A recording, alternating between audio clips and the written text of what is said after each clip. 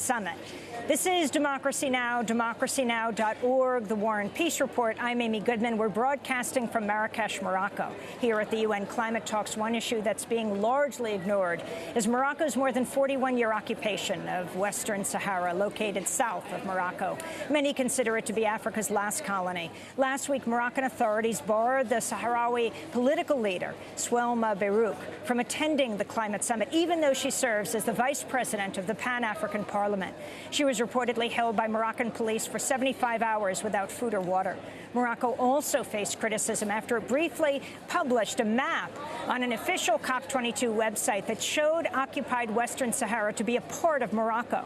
The image was later taken down from that website. The UN considers Western Sahara to be a non-self-governing territory. In March, Morocco expelled UN staffers from Western Sahara after UN Secretary General Ban Ki-moon referred to Morocco's rule over the region as an occupation during a visit to the Algerian town of Tindouf, which has been the home for Western Saharan refugees for 4 decades. One half of the Sahrawi population lives in the refugee camps, while the other half lives in the territory under occupation. Moroccan authorities also continue to block many international journalists and human rights organizations from entering the occupied Western Sahara. This week, I spoke to the British-based Algerian activist Hamza Hamouchene, who serves as the senior program officer for North Africa and West Asia at the British organization War on Want. So I'm here for the COP to organize events around the COP22, but I'm not participating officially for the COP22. So we organize different events to be in solidarity with communities that are being affected by environmental injustices, by the neoliberal policies of the Moroccan monarchy. And I have attempted to travel to the occupied territories of Western Sahara 2 days ago, and I have been denied entry. What happened? Where did you go, and how were you stopped? So I started my journey from a southern town in Morocco called Gelmim.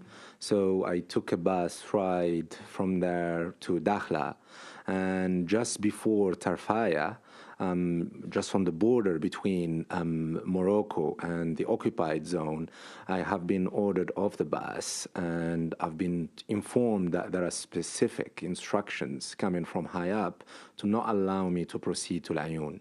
And so what happened to you then? So basically I waited for an hour, and they hired a taxi for me that took me back to Agadir, which is around 6-7 hours away. And they kept a close eye on me at every checkpoint. So we have been stopped around 5-6 times.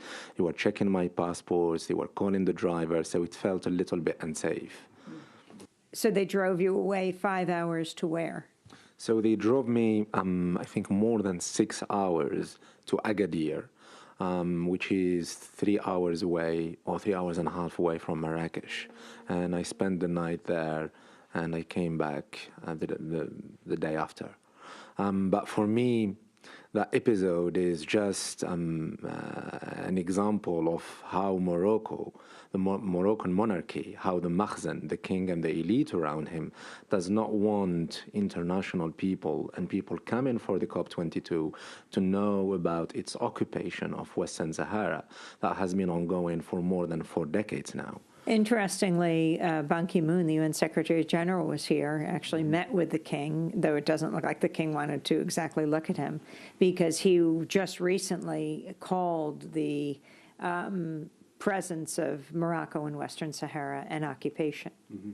So COP22, the climate talks that are being held in Marrakech this month, are an excellent opportunity for the Makhzen, which is the king and the ruling elite around him, to whitewash, their crimes, the repression, the authoritarianism, and also make people forget about the occupation that has been ongoing for more than 4 decades in Western Sahara.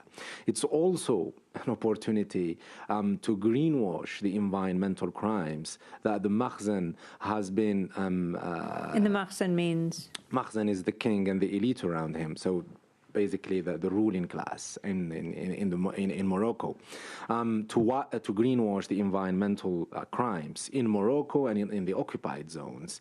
So I have been visiting different places in Morocco recently where people are suffering from big, huge environmental injustices.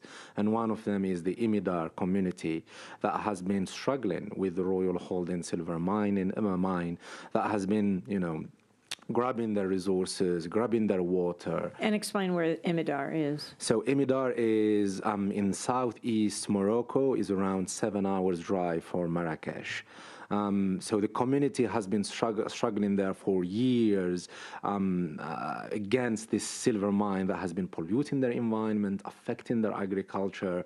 And so this is, in a way, a contradiction between the narrative that the monarchy is trying to give to outsiders, that they are champions of renewable energy, that they are green and all of that. But in reality, when you look deep down, you see a lot of environmental destruction. There is another example too, Safi, which is a town, an industrial town on the ocean, which is really a victim of the industrial policies of Morocco.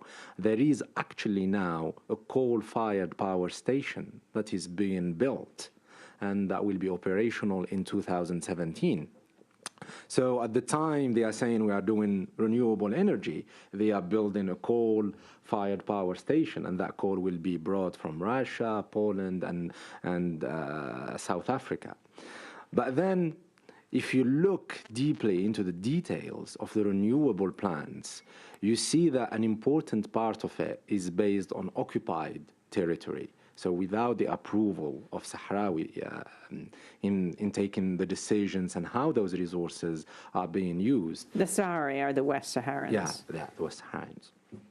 So there is a report by an organization called Western Sahara Resource Watch, just released a few weeks ago, called Power in the Plunder, where they document all those renewable plants, wind and solar. And they mentioned an example of where a wind farm is powering the Bukra phosphate mine, which is in occupied territory.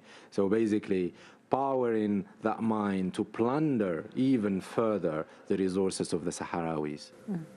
How difficult is it for people to get to Western Sahara who don't already live there? I think the movements of the Sahrawis are monitored. So the Moroccan security services and the Royal Gendarmerie really monitor the movements of the Sahrawi people.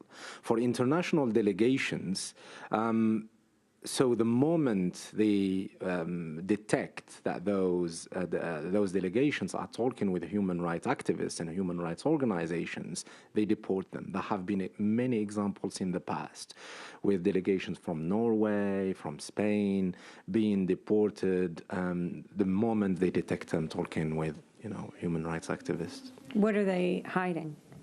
I think, to say it briefly, they hide in the reality of occupation, they hide in the reality of repression, they hide in the reality of the denial of the rights of the Sahrawis for their self-determination. Share the history of Western Sahara. So Western Sahara was a colony, a Spanish colony, till 1975.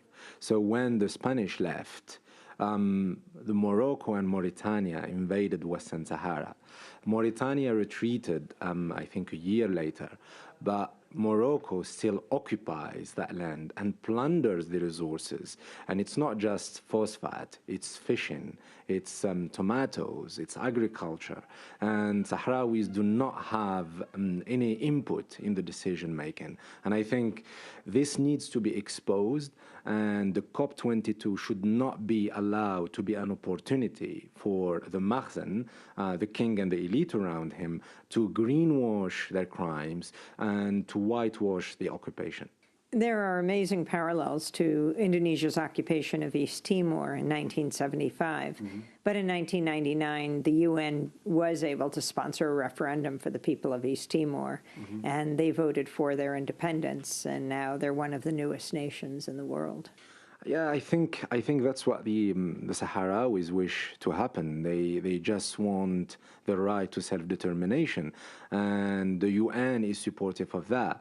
Except that Morocco has the support of some Western powers, including France and the US and Spain, and that diplomatic and international support allows it to continue the occupation. So I think we need to exercise the pressure on the Moroccan monarchy as well as its backers and the multinationals that are complicit in the plunder of resources. That was the British-based Algerian activist Hamza Hamouchene, who serves as the senior program officer for North Africa and West Asia at the British organization War on Want.